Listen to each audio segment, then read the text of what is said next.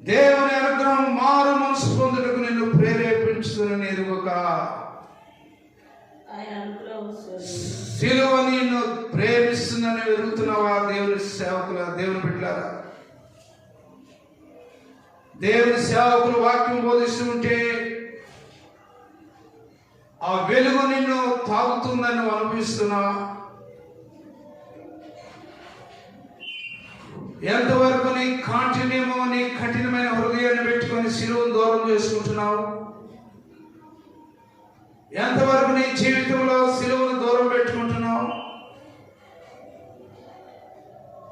ఎంతవరకు నీ జీవితానికి సిలువకు దూరం అయిపోతున్నావు?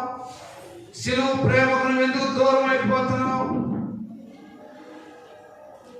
యవనస్తులైనటువంటి దేవుని బిడ్డలారా, యవనస్తులు అంటారా, ఎందుకు మీరు సిలువకు దూరం అయిపోతున్నారు? ఎందుకు మీరు మరుగైపోతున్నారు సిలువ కంటే? దేవుని ప్రేమ మీరు అర్థం చేసుకోవట్లేదు. దేవుని ప్రేమ మీరు అర్థం చేసుకోవట్లేదు. నిన్ను ప్రేమించుతుంది ఎరుక.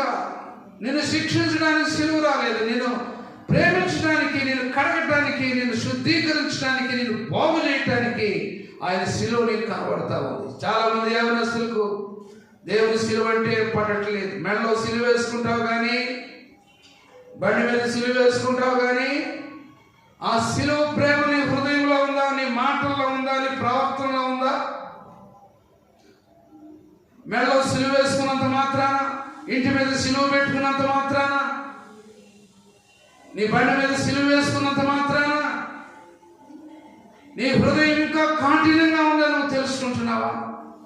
ఏదో సిలువ పెట్టుకున్నానండి, లెంట్ లేసి చేస్తున్నానండి, లెంట్ చేస్తున్నానండి, లెంట్ డేస్లో బాగుంటున్నానండి, ఇవన్నీ దేవుడికి ఇష్టం లేదు. ఎన్ని లెంటలు చేసినా, ఎంత ఉపవాసాలు ఉన్నా కూడా నీ బుద్ధి మారకపోతే, నీ మాటలు మారకపోతే, నీ తగాదాలు మారకపోతే, నీ బ్రతుకు మారకపోతే ఏం ప్రయోజనం లేదంటున్నాడు దేవుడు. నీ హృదయ కాఠిన్యము దేవుని ప్రేమకు అడ్డుబండగా కనపడుతుంది రాత్రి. ప్రేమైనటువంటి క్రైస్తవుల, దేవుని బిడ్డలారా, జాగ్రత్త.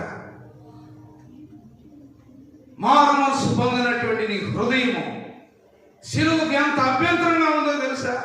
నీ భక్తి సిలువకి ఎంత అభ్యంతరంగా ఉందో తెలుసా? నీ మాటలు సిలువకి ఎంత అభ్యంతరంగా ఉందో తెలుసా? నీ ప్రవర్తన సిలువకి ఎంత అభ్యంతరంగా ఉందో తెలుసా? హృదయ